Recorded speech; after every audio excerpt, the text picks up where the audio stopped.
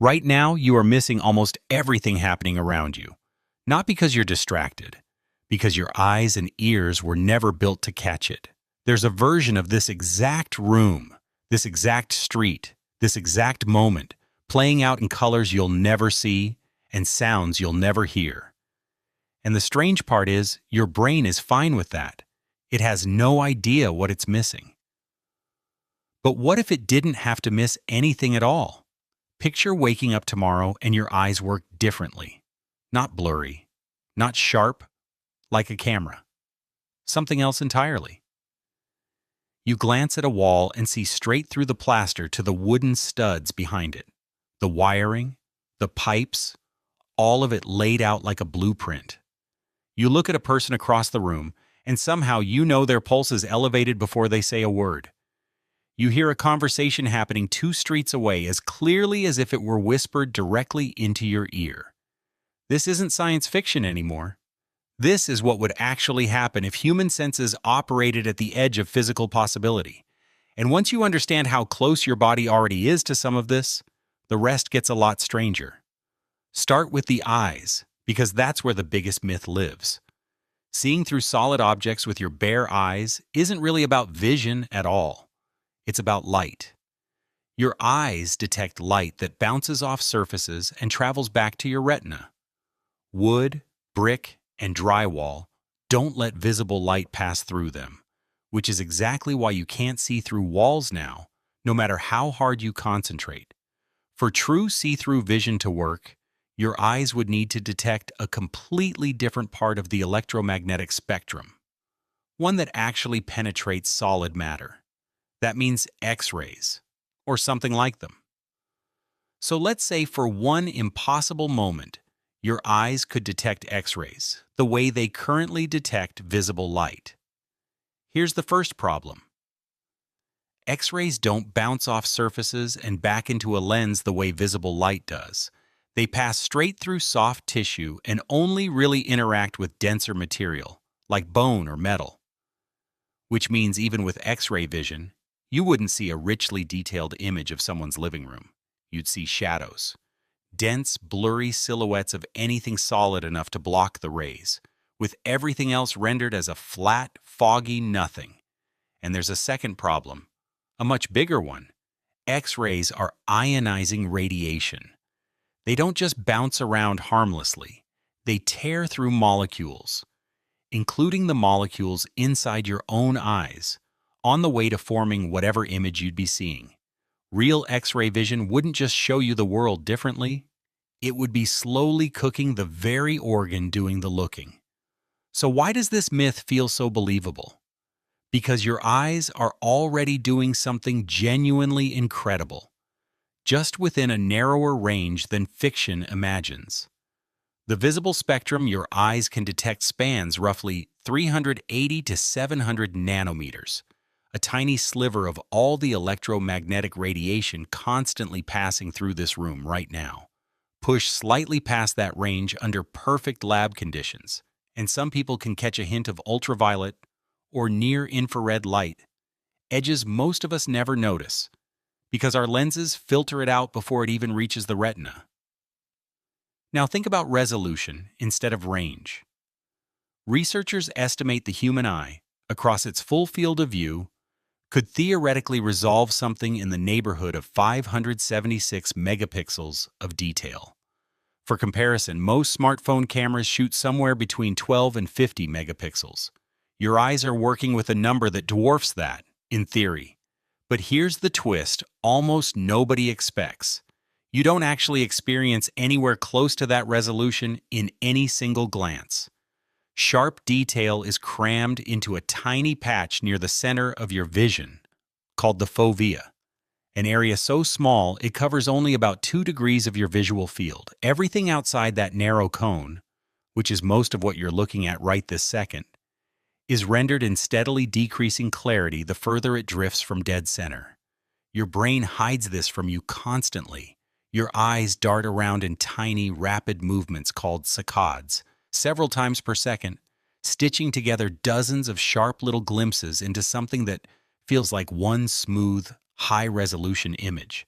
It's an illusion built from motion, not a true wide-angle camera, which means even your real eyesight, without a single superpower added, is already running a kind of trick on you just to make the world feel coherent. So now imagine removing that trick. Imagine fovea-level sharpness stretched across your entire field of view, all at once. No scanning required. The data would be staggering. Every blade of grass on a lawn rendered in full detail simultaneously. Every face in a crowded room sharp enough to read micro-expressions from across the street. Scientists who study sensory processing generally agree the brain would need a dramatically larger visual cortex just to keep up, since the area of your brain dedicated to vision already takes up a disproportionate share of your neural real estate compared to most other senses. Which raises an uncomfortable question. What happens to everything else your brain currently handles if vision suddenly demands that much more? Hold that thought, because hearing has its own version of the same trade-off, and it might be even stranger. Right now, your ears can detect frequencies roughly between 20 and 20,000 hertz, a range researchers describe as fairly typical for a young, healthy human. That ceiling drops steadily with age, which is why teenagers can sometimes hear high-pitched tones that adults in the same room genuinely cannot. Now stretch that range to its theoretical, superhuman extreme, hearing a whispered conversation from 2 streets away, picking up a heartbeat through a closed door, catching the hum of electronics other people don't even register as sound. The physics actually allows for some of this, more than you'd think. Sound is just pressure waves moving through air, and in principle, a sufficiently sensitive ear could detect far quieter vibrations than yours currently can. Some animals already do exactly this. Elephants communicate using infrasound frequencies below 20 hertz, vibrations so low humans can't consciously hear them, traveling for miles through the ground. Bats and dolphins push the opposite direction, using ultrasound above 20,000 hertz to navigate spaces with stunning precision in total darkness. So if a human ear could somehow operate across that entire combined range, infrasound and ultrasound included, what would a normal day actually sound like? Deafening. Not figuratively, literally. Hyperacusis is a real, documented condition where people experience ordinary, everyday sounds as painfully, overwhelmingly loud. Researchers studying the condition note that the rustle of paper, the hum of a refrigerator, or normal conversation can feel unbearable to someone living with it. Now imagine that same heightened sensitivity, except deliberately expanded across a frequency range several times wider than what you currently process. The electrical hum of every appliance in your house, the vibration of distant traffic, the pulse of your own blood moving through your ears, which is already audible to people with extremely sensitive hearing as a constant, rhythmic thudding called pulsatile tinnitus. All of it, all the time, layered on top of every conversation you're trying to have. Your brain filters out an enormous amount of sensory information just to let you function, and most of that filtering happens completely outside your awareness. This is the part where the comic book version of super senses quietly falls apart, and the real science gets more interesting than the fantasy. Every sense you have works because your brain ruthlessly edits incoming information before you ever consciously notice it. Vision researchers describe this as a kind of constant prediction engine, where your brain isn't passively receiving a live video feed of reality so much as constantly guessing what's out there, and only correcting itself when something doesn't match. Hearing works the same way, quietly muting your own breathing, your own heartbeat, the rustle of your clothes against your skin, so none of it distracts you from what actually matters. Superhuman senses, the real kind, wouldn't just mean turning the volume up on every input. It would mean rebuilding that entire filtering system from scratch. Because the unfiltered version of reality is not calm, it's chaos. Think about what that would cost.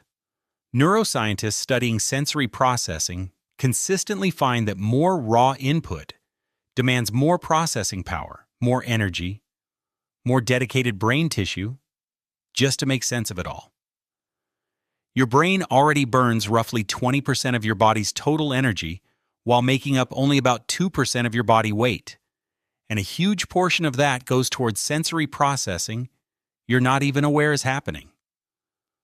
Push your eyes and ears toward genuinely superhuman limits, and that energy demand wouldn't just creep up, it would explode. Which means the real bottleneck was never your eyes or your ears in the first place. It's the 3 pounds of tissue interpreting everything they send. And this is where the story takes its sharpest turn, because if you somehow solved the energy problem, solved the filtering problem, solved the raw biological cost of processing all that extra information, you still wouldn't end up with a hero gliding effortlessly through a city, casually reading minds, and seeing through walls. You'd end up with someone who can never look away from anything, never stop hearing everything, never experience the quiet, edited, simplified version of the world that your current senses give you every single day without asking for credit. Researchers studying sensory overload describe it less like a superpower and more like a kind of permanent, inescapable alertness, the nervous system stuck in a state it was never designed to sustain. Some people experience a small taste of this temporarily during migraines, panic attacks, or extreme sleep deprivation, when ordinary light feels blinding, and ordinary sound feels like an assault.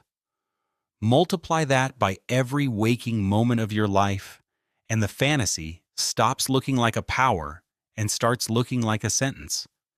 Which brings the question back around to something much closer to home. Your eyes already gather roughly the equivalent of hundreds of megapixels across your full field of view. Your ears already detect a frequency range wide enough to catch nearly everything that matters for survival in the environment you actually live in. The reason the world feels manageable instead of overwhelming isn't because your senses are weak. It's because your brain is extraordinarily good at deciding what you don't need to notice. That decision happens billions of times a day, completely without your permission. And it's the only reason you can read this sentence right now without also consciously processing the hum of every light fixture, the pressure of your clothes against your skin, and the sound of your own pulse moving steadily through your ears. You were never missing superhuman senses. You were just never shown the bill that would come with having them.